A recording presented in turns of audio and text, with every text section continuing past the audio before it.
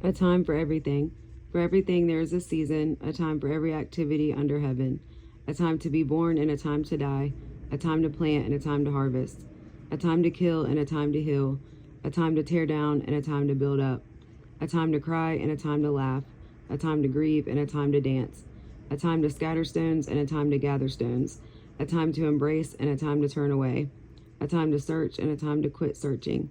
A time to keep and a time to throw away. A time to tear and a time to mend. A time to be quiet and a time to speak.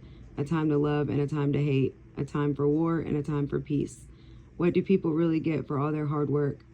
I have seen the burden God has placed on us all, yet God has made everything beautiful for its own time. He has planted eternity in the human heart, but even so, people cannot see the whole scope of God's work from beginning to end. So I concluded there is nothing better than to be happy and enjoy ourselves as long as we can, and people should eat and drink and enjoy the fruits of their labor, for these are gifts from God. And I know that whatever God does is final. Nothing can be added to it or taken from it. God's purpose is that people should fear him. What is happening now has happened before, and what will happen in the future has happened before, because God makes the same things happen over and over again. The injustices of life. I also noticed that under the sun there is evil in the courtroom. Yes, even the courts of law are corrupt. I said to myself, in due season, God will judge everyone, both good and bad, for all their deeds. I also thought about the human condition, how God proves to people that they are like animals.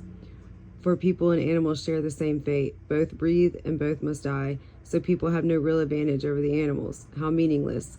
Both go to the same place. They came from dust and they return to dust. For who can prove that the human spirit goes up and the spirit of animals goes down into the earth?